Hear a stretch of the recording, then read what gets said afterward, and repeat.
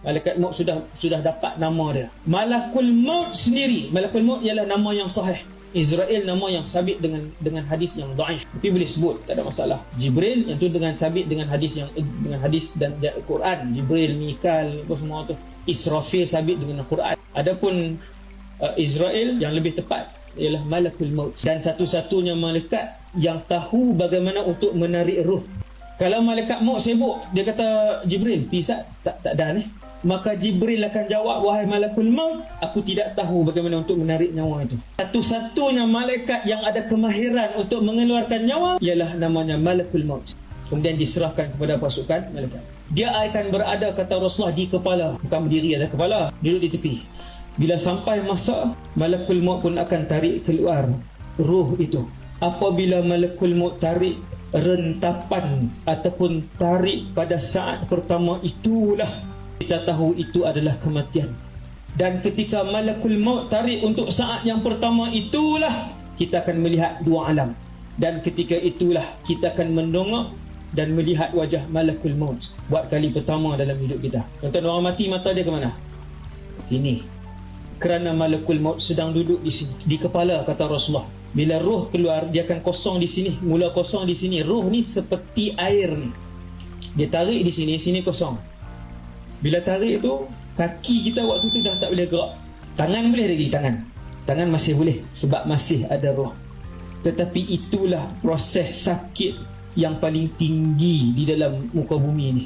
Samakah tempoh sakit seorang kepada orang yang lain? Jawapannya tak sama. Kerana orang kafir dan fasik dan munafik, mereka tidak mahu tinggalkan tubuh dan dunia yang mereka ingat.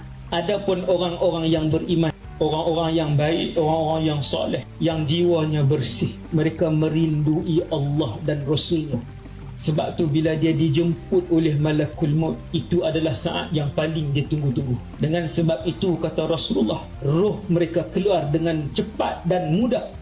Maka tempoh orang-orang yang husnul khatimah merasakan sakit mati itu sekejap. Tapi yang fasik, tapi yang munafik, mereka juga tak mahu keluar daripada tubuh dan bumi ini.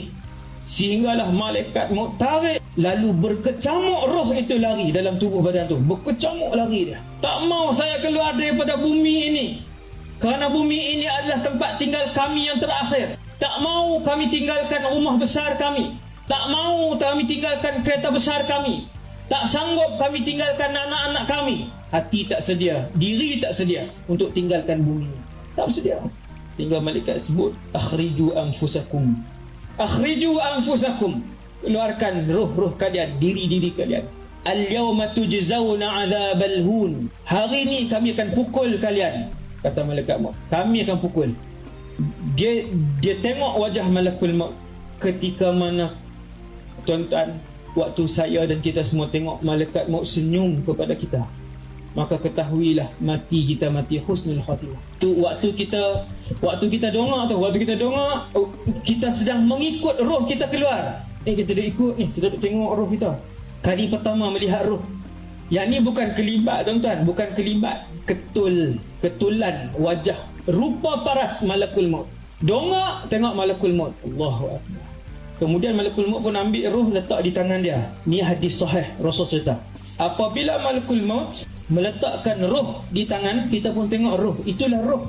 Bila berada, bukan saja wajah malakul maut, ketika itu orang yang mati husnul khatimah akan melihat wajah-wajah para malaikat yang dinamakan kumpulan malaikat rahmat. Tuan-tuan, setiap malaikat ada nama. Antara malaikat yang ada nama yang pernah diturunkan oleh Allah ke muka bumi untuk hidup dengan manusia, malaikat itu ialah Harut dan Marut. Antara dua malaikat terbaik, Harut dan Marut. Maka kumpulan malaikat rahmat tadi, malaikat wajah mereka berbeza-beza.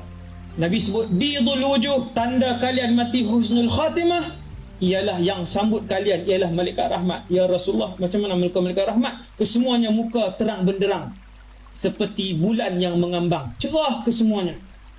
Bidul wujuh ni kesemuanya wajah terang.